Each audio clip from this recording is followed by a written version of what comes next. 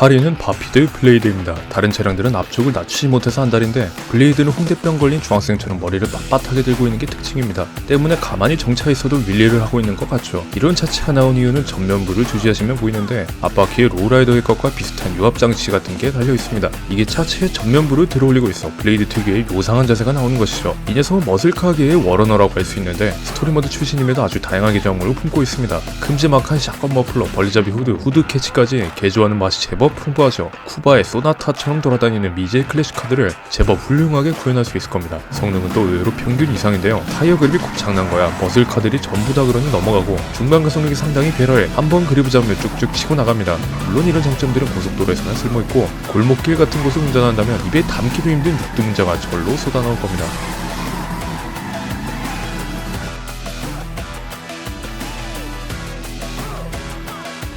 시리는 D클래스 요세미티입니다. 그냥 용달 트럭같이 생긴 녀석인데 특이한 점이라면 차체가 말도 안 되긴 하습니다. 진짜 말 그대로 차가 바닥에 붙어있는데 이 정도면 웬만한 일본 짜세 차들도 부럽지 않죠. 다행히도 특이한 에어 서스펜션 같은 게 달려있어 달릴 때는 전고가 살짝 높아집니다. 계정목은 그래도 제법 최근에 심판의 날 업데이트 때 나온지라 풍부한 편입니다. 원래 봉고 트럭같이 생겨먹은 외형은 어디가고 레이싱카로 만들 수 있는데 로산토스에서 드물게 외형값 하는 성능을 가지고 있죠. 과거 도미네이터 GTX, 건틀렛 같은 젊은이들을 다 제치고 머슬카 랩타인 1위를 차지했었는데 참으로 놀라운 일이 아닐 수 없습니다. 돌아오면 극심한 두통 교발하는 휠스핀을 출발하지만 머슬카 중에서 상위권의 가속력과 최고 속력으로 단숨에 치고 나가죠. 그러나 요세미티의 가장 큰 장점은 코너링인데 다른 머슬카들은 90도 코너나 이보다 더 내각인 코너에서 허덕이는 데 반해 요세미티는 제법 유연하고 기민하게 통과합니다. 이런 깍두기 디자인에도 다운포스 같은 게 적용해 안정적이고 날카로운 코너링을 보여주죠. 공기저항은 애진작에 국 끓여 먹은 용달 트럭이 어째서 다운포스가 나오는 건지 참 알다가도 모르겠는데 코너링에서 왠지 모르게 에메르스의 향기가 슬쩍 풍기는 기이한 자동차입니다.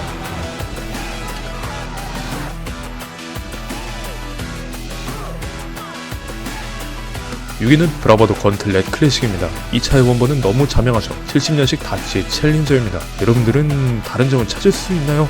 저는 잘 모르겠습니다. 유저가 모드로 패치해놨다 해도 의심가지 않은 외형 덕분에 출시 전부터 인기가 상당했고 다들 기대가 컸습니다. 그러나 정작 출시하자 묵사발이 난 성능에 사람들은 고개를 가로지었죠. 일단 접지력이 다른 머슬카보다도 더 떨어집니다. 발차시 헛도는 게 특히 심해서 누구나 이걸 몰다 보면 세계 4대 성인들도 휘발 소리가 절로 나올 지경이죠. 보통 이렇게 접지력이 쑥대박 났다면 가속력이 괜찮은데 이건 뭐 뒤에 다치라도 달려있는지 아무리 밟아대도 영 시원찮은 가속력입니다. 머슬카보단 멸치카에 가까울 정도로 힘이 부족한 자동차죠. 대신 장점은 이것 빼고 전부라고 할 수 있습니다. 개조 항목이 무려 72개에 달해 다양한 챌린저의 바리에이션을 구현할 수 있죠. 여기다 가격도 60만 달러 초반대인데 사실 이것도 합리적이지만 카지노 습격 탈출 이동수단으로 사용하면 46만 달러로 절감됩니다. 이런 꾸밀거리 많은 쉰내 폭발 머슬카가 46만 달러면 나름 가성비가 좋네요.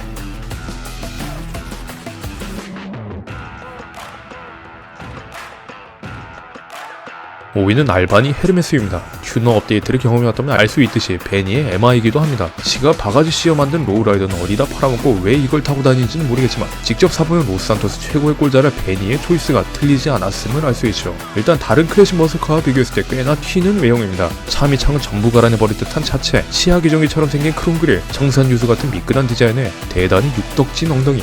야, 이 정도는 돼야지 아메리카의 엉덩이라고 할 수 있죠. 아쉽게도 성능은 자동차라 해주기도 뭐합니다. 건틀렛 클래식급은 아니어도 복장 터지는 휠스핀에 가속력도 차가 묵직해서 그런지 시원치 않으며 코너 하나당 욕 한마디씩은 할당제로 무조건 나오게 하는 자동차죠. 그런데 뭐 사실 외형부터가 신내가 터져서 성능이 기대가 안 가는 녀석이긴 합니다.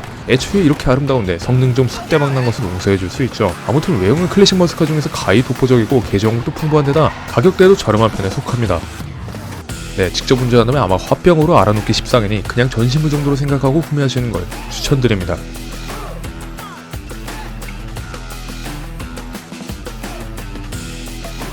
4위는 인베테로 코켓 블랙핀입니다. 사실 외형으로 놓고 보면 스포츠 클래식이 맞는 것 같지만 락스타식 차량 분류법에 의거해 머슬카 클래스에서 상주하고 있습니다. 현재 인사드 1픽 스포츠카 코켓 D10의 고조 할아버지격 차량이죠. 1950년대에서 다시 돌아온 녀석인지라 머슬카 중에선 상당한 신뢰를 풍깁니다. 귀엽게 생긴 할로겐 라이트와 그 시절 미국 차들 종특이 풍만한 펜더, 그리고 칼로 밑부분을 도리는 듯한 날카로운 후면 디자인까지 생김새는 꽤 아름답습니다. 여기도 성능도 개쓰레기일 것 같지만 의외로 꽤 빠른데요. 요세미티와 더불어 코너링이 그나마 괜찮은 머슬카로 그립만 잘 컨트롤해주면 웬만한 코너들을 재빠르게 돌파할 수 있죠. 여기다 더불어 배기음이 정말 환상적입니다. 가속 페달에 발을 올리며 V8 엔진이 낮게 그르릉거리며 손을 떼면 배기구가 다 울릴 정도로 걸쭉한 저음이 나옵니다. 저귤라에서 나오는 다소 앙칼진 펑크가 아니라 마치 색소폰 소리 같은 무거운 재즈를 연상시키죠. 귀여운 외모와 달리 매력이 넘치는 여성이니 충분히 사유를 줘도 될 듯합니다.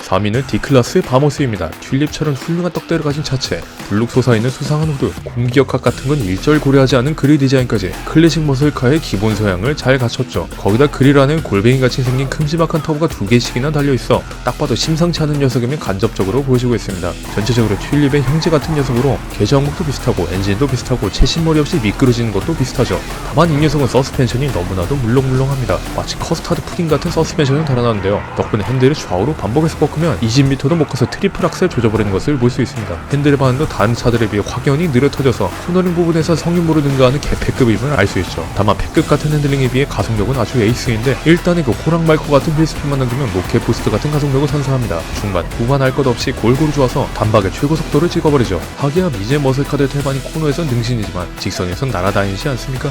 바머스는 단지 그 단점과 장점을 극대화했을 뿐입니다. 물론 운전하는 게 참 개같이 어렵지만 말이죠.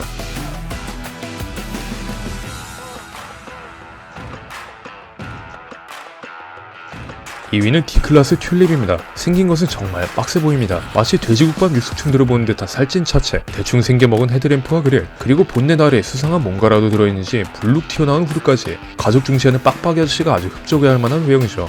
가만히 있어도 엔진이 매우 시끄러워 털털털한 소리가 여기까지 들려오는데 이에 걸맞게 정말 시끄럽고 강력한 V8 스몰 블록 엔진이 장착되어 있습니다. 물론 핸들링에 도움되는 다른 요소들은 철저히 날 것 그대로라 운전하기 대단히 까다롭죠. 다른 차들이 핸들링이 개선하거나 경량화, 타이어 교체를 성능 양상을 비한다면 튤립은 그딴 건 다 모르겠고 엔진만 무지막지하게 키워서 성능을 높인 듯 합니다. 덕분에 운전할 때면 자동차가 아니라 환각증에 시달리는 미친 종말을 운전하는 기분이 들죠. D클래스의 이런 시도는 꽤 잘 먹혀들어서 운전하기는 참 재밌습니다. 드리프트 템파 뺨치는 슬라이딩이 가능해 골목길에서 타이어가 비명 쉼없이 질러대며 직선도로에서도 슈퍼 트랜스미션이 그 힘을 발휘해 슈퍼카 부럽지 않은 가속력을 뽐내죠. 더군다나 이런 정신나간 경험은 4명이서 동시에 경험할 수 있게 만들었으니 이 정도면 D클래스의 수작이라 할 수 있습니다.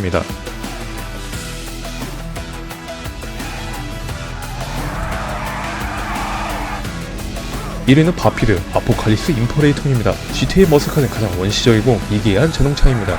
이 원시인 같은 차에 비하면 바머스, 튤립은 거진 스탠포드 대학 총장 정도의 지성인이죠. 맘머스 같은 엔진은 먹다 남은 짐승의 갈비뼈를 연상시키는 사이드 머플러, 그리고 두치 쓰는 커버에는 후방 타이어까지 자동차 디자인 과정에서 원시인을 초빙해 만든 것이 분명합니다. 엔진룸 안에는 늘 그렇듯이 V8 엔진이 들어있는데 이걸로는 모자라는지 충전용 부스터를 달아놓았습니다. 덕분에 부스트인 X키를 누르면 너무 빠르다 못해 축지법을 구사하는데 부스트를 쓸 때의 최고 속력은 파리아보다도 빠른 220km에 달하죠. 정말 야만인 같은 매력이 넘치는 고대 원숭이지만 단점은 대단히 비쌉니다. 다른 머슬카들이 비싸봐야 90만 달러인데 반해 임퍼레이터는 순수 차값만 230만 달러에 육박하죠. 여기다 튜닝에 또 몇십만의 신발을 버리니 어지간한 고인물 아니면 엄두도 안 날 겁니다. 가격이나 성능이나 클래식 머슬카의 최고점 막장 같은 녀석이죠. 그러나 한번 사서 몰아본다면 여러분의 홀쭉해진 지갑 따위는 생각 안 날 정도로 맛있는 주행 성능을 보여주리라 장담합니다.